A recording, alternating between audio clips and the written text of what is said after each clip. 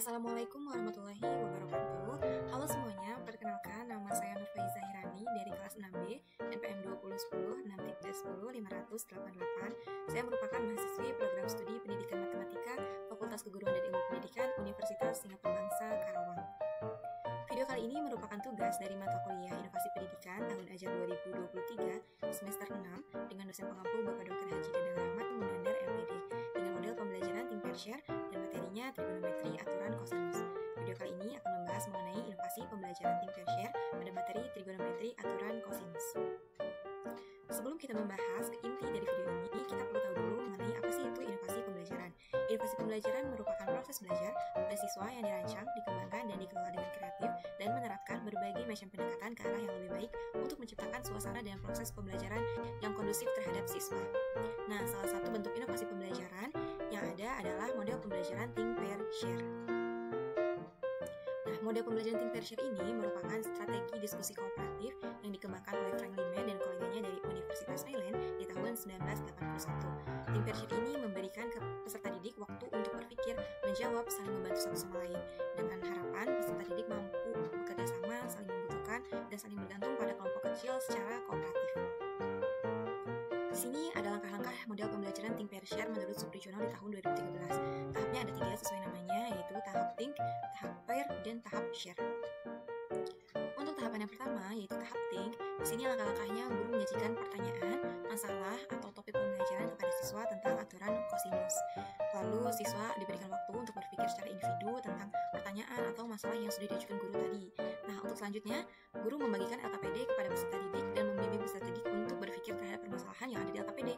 Lalu peserta didik secara individu terlebih dahulu memikirkan penyelesaian dari masalah yang ada di LKPD. Nah, tujuannya dari tahap ini itu mendorong siswa untuk dapat memproses informasi, merenungkan, dan mengembangkan pemahaman mereka sendiri sebelum berbagi dengan orang lain.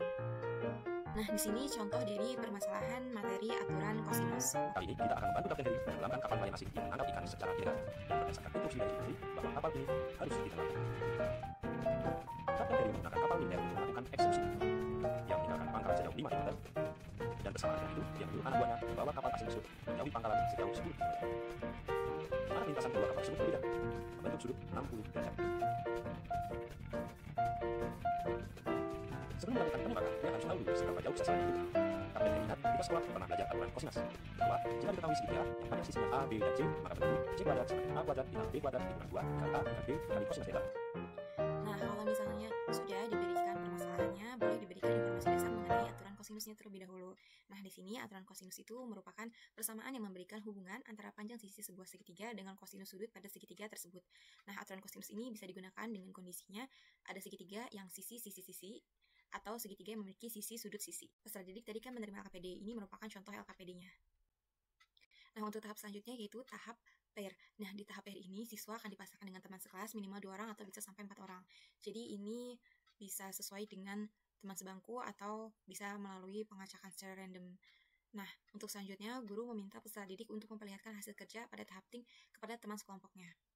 Yang C, peserta didik diminta untuk berdiskusi akan hasil kerja yang telah dibuat kepada teman sekelompoknya masing-masing dengan guru yang membimbing peserta didik saat kesulitan ketika diskusi. Nah, tujuannya pada tahap ini tuh agar peserta didik memiliki kesempatan untuk memberikan gagasan dan memperluas pemahaman melalui interaksi dengan teman sekelas. Masuk ke tahap yang ketiga yaitu tahap share. Nah, di tahap ini guru memberikan kesempatan kepada beberapa pasangan untuk berbagi hasil diskusi mereka kepada seluruh kelas.